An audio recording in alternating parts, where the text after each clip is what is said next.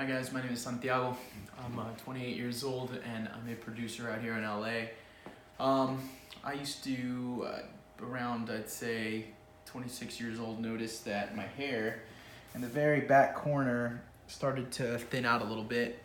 And so typically when I would book myself as acting roles, a lot of the times the makeup artist would have something and they would spray on my head. And next thing you know, I'm looking at it and it looks like I have a full head of hair. So, I found out that the product here was HairCubed. So basically, real simple stuff. All she did was simply remove this point and spray.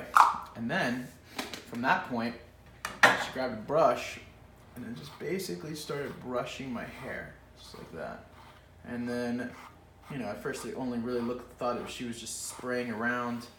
But to be brutally honest, the next thing you know, she was pulling out her mirror. Sure enough, I was like, whoa, where did all that hair come from?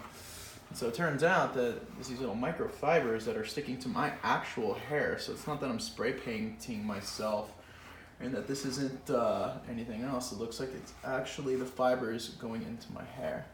Fuller and fuller. Water. Just a little spray on the sealer.